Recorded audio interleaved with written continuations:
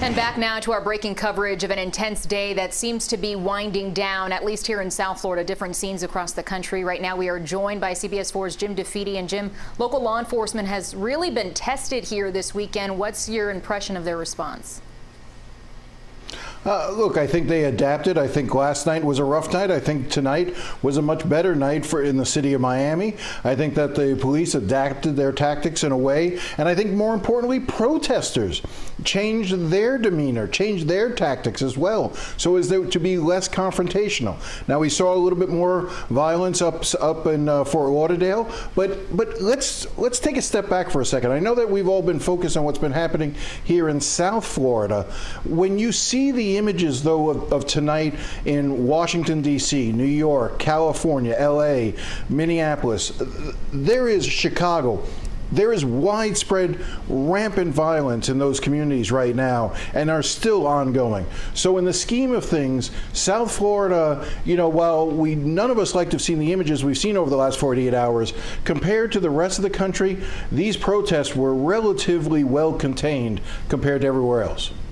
Jim, how do you see all of this playing out during an election year? You're talking about what's going on not just in South Florida, but also throughout the country. How do you think that our politicians will respond to this?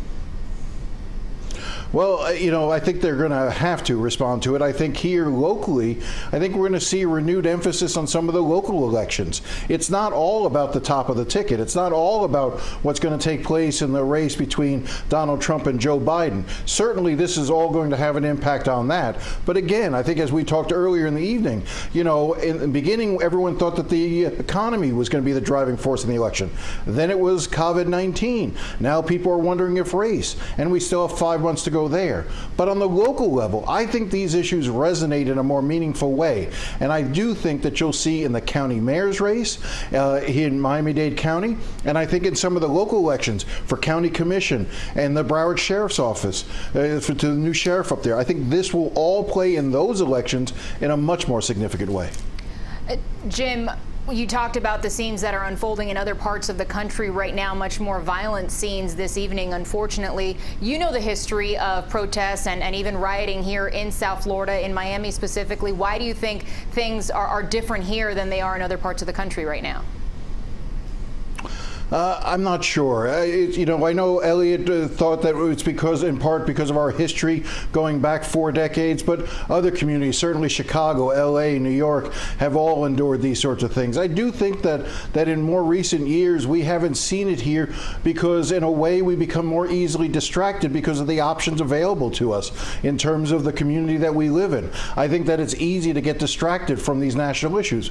But this video of the officer putting his knee on George Floyd cut through things in a way that was truly remarkable. And I think it just sort of galvanized. And I think that's part of why you saw Miami a few days late. Miami ended up seeing what was going on in other cities. And while there was a lot of emotion, I also think that there was a sense of, why aren't we doing more here locally? And I think they responded. Now, will this continue? I think it's going to continue in other parts of the country. I don't think we're going to see it continue in the terms of this level of protest here in South Florida, but the next 24 hours will tell the story on that. Well, they certainly got their message out today here in South Florida, and the good news is that they did it peacefully for the most part. Jim, thank you very much for your perspective, as always. Very greatly appreciated. We are moving back right now to our coverage of protests. In just a few minutes, Elliot, we're actually going to take a quick break right now, and then we're going to show you what's going on around the country. Stay with us.